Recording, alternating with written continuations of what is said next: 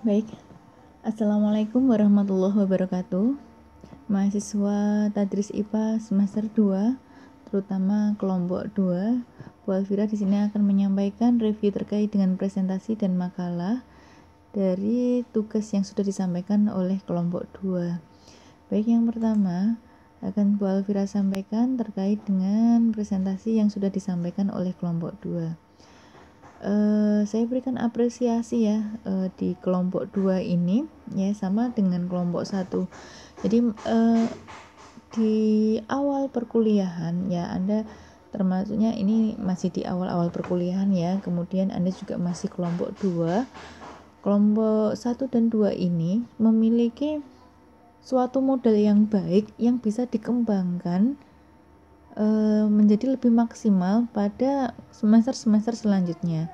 Di sini gaya presentasi Anda sudah bagus, maksud saya yang pertama memiliki suara yang cukup lantang, kemudian tegas ya, baik anggota kelompok yang pertama dan kedua, kemudian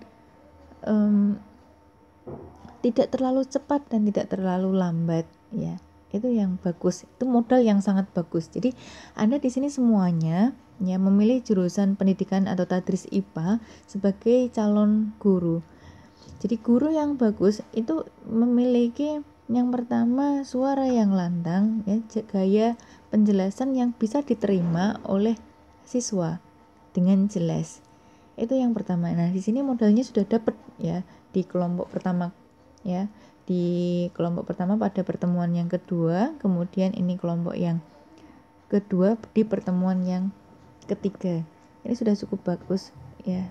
Nah, tinggal dikembangkan. Apa saja yang perlu dikembangkan? Nah, ketika Anda menjelaskan ya, tidak terpacu dengan tulisan yang ada di slide ya. Anda bisa mengembangkannya dengan penjelasan menurut pemahaman pribadi. Pemahaman saya seperti ini, pemahaman dari yang saya baca seperti ini, jelaskan pada temannya supaya teman-teman atau audiens juga turut memahami tulisan yang ada di slide itu seperti pemahaman Anda gitu ya. Jadi jarang kan yang namanya guru ya di kelas itu hanya membacakan yang ada di slide. Guru itu tidak hanya membacakan tetapi harus memahamkan teman-teman siswanya terkait dengan materi yang diajarkan pada pertemuan tersebut. Nah, supaya bisa memahamkan bagaimana? Nah, Anda juga perlu belajar menguasai materinya. Sebenarnya nggak harus mempelajari dengan dengan terlalu keras ya supaya bisa memahami. Anda cukup bersungguh-sungguh dalam menuliskan makalah. Dalam menulis makalah itu Anda tidak boleh copy paste. Kalau copy paste yang pintar nanti laptopnya ya. Anda bisa mengubahnya dengan bahasa sendiri atau bisa dikatakan dengan parafrase ya, sehingga Anda juga memahami. Memang benar-benar Anda serius dalam menyusun makalah. Anda tahu betul isinya, Anda tahu betul susunannya ya. Jadi tanpa belajar pun Anda memang sudah mengetahui isi makalah itu. Ketika presentasi pun Anda akan lebih mudah mengingat dan lebih mudah untuk menjelaskan kepada audiens. Nah, kemudian ini untuk tulisannya saya rasa juga sudah cukup besar ya, bisa dibaca oleh audiens yang lainnya. Selanjutnya oleh anggota kelompok yang kedua ya. Ini saya menemukan tulisan yang cukup padat. Seharusnya ini bisa dibuat sebagai poin-poin. Ya, kalau ini sudah dalam bentuk poin-poin, tetapi banyak space yang tersisa seperti ini. Seharusnya ini nanti bisa digunakan sebagai tempat untuk tulisan sehingga tulisannya bisa terbaca jelas ya, sampai kalau misalnya di kelas bisa dibaca sampai belakang. Kalau misalnya ketika presentasi dalam bentuk daring seperti ini, tulisan itu bisa dibaca dengan menggunakan HP kecil.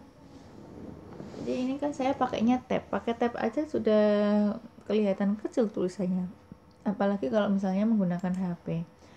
Kalau penjelasan anggota kelompok yang kedua ini saya rasa sudah cukup bagus juga ya, suaranya lantang ya, bahkan logatnya itu bagus. ya untuk presentasi, tinggal nanti dikembangkan ya, sehingga Anda ya mungkin bisa menjadi public speaker ya, yang bisa menyampaikan materi atau berbicara di depan halayak umum gitu. Nah, saya rasa materi juga ini sesuai dengan yang ada di makalah ya. Sekarang kita melihat di kolom komennya. Nah, ini sudah mulai ada pertanyaan ya. Kalau di awal masih tanggapannya terima kasih ya, penjelasannya cukup jelas, tanggapan saja. Kalau sekarang sudah ada pertanyaan-pertanyaan dan sudah diberikan balasan oleh penyaji. Oke, terima kasih atas partisipasi antara penyaji dan kerjasama dengan mahasiswa yang lainnya. Baik, untuk yang makalah ya, ini di landasan-landasan pendidikan. Oke, ada beberapa hal yang perlu direvisi ya. Oke, tujuan, kemudian rumusan masalah sudah bagus, pengertian landasan pendidikan. Oke, ini paragrafnya panjang sekali. Landasan, teks landasan.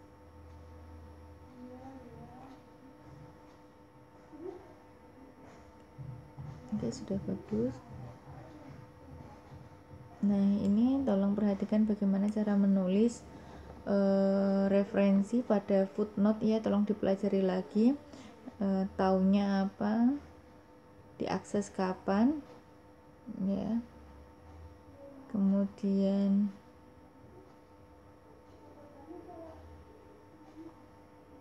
ini saya menurunkan kata kita. Seharusnya di makalah itu tidak perlu ada tulisan kata kita, kami, saya, iya, mereka. Kemudian ada beberapa yang salah tulis. Kemudian ada di sini karena itu kan kata hubung dalam kalimat ya, bukan di awal kalimat seperti ini. Mungkin bisa diperbaiki redaksinya. Kemudian penulisan ya, ini sistem ya, bisa diganti sistem sosial budaya pakai S. Kalau memang menggunakan istilah asing maka harus ditulis miring. Kemudian ini tolong kembangkan menjadi satu paragraf ya, jangan satu kalimat yang berdiri sendiri seperti ini.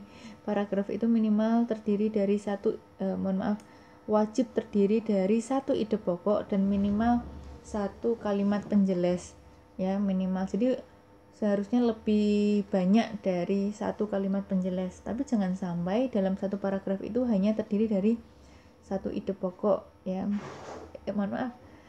Jangan sampai lebih dari satu ide pokok ya. Kalau memang lebih dari satu ide pokok maka harus berpindah ke paragraf selanjutnya. Jadi masing-masing paragraf itu terdiri dari satu ide pokok. Kemudian boleh menuliskan poin-poin, tetapi jangan dalam bentuk simbol seperti ini. Berikan numberingnya sesuai dengan urutan yang ada di atasnya. Misalnya atasnya A besar, kemudian nyabang berarti angka 1, 2, 3 seterusnya. Kalau nyabang lagi berarti huruf A, nyabang lagi 1 kurung dan seterusnya. Nah, ini seperti ini ya. Ini huruf E, seharusnya setelah huruf E adalah angka 1. Nah, kemudian ini referensinya juga masih belum lengkap ya. Jadi ada tata tulis penulisan footnote dan daftar pustaka untuk jurnal. Tolong ini dipelajari mumpung Anda masih semester 2. Jadi nanti kalau Anda diminta untuk membuat skripsi di semester 7, Anda sudah terbiasa karena memang Anda sungguh-sungguh latihan dalam mengerjakan tugas yang diberikan dosen dalam bentuk makalah seperti ini.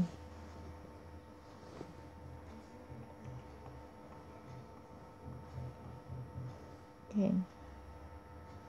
Ya, ini dalam bentuk kalimat kata asing maka bisa ditulis miring ya. Kemudian untuk kesimpulan, nah kesimpulan itu bentuknya bukan seperti ini, bukan dalam bentuk paragraf seperti ini.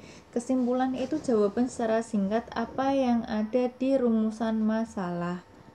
Jadi jawaban atau uraian yang panjang lebar itu ada di pembahasan, secara singkat itu masuknya di kesimpulan. Jadi dalam bentuk poin-poin. Tapi ingat ketika menuliskan poin-poin jangan diberikan simbol, tapi berikan numbering gitu.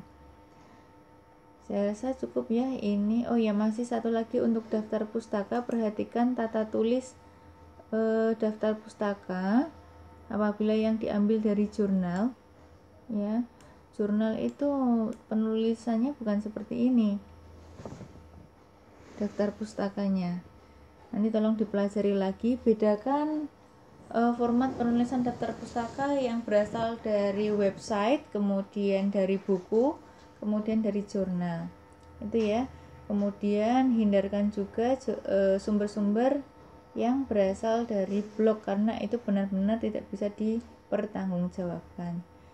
Tolong ini direvisi, saya berikan waktu 2 minggu, nanti link revisinya diletakkan di deskripsi video Anda presentasi itu ya. Nanti Anda bisa konfirmasi kalau Anda sudah melakukan revisi dan meletakkan linknya di deskripsi video Anda. Sekian dari saya, kurang lebihnya mohon maaf ya.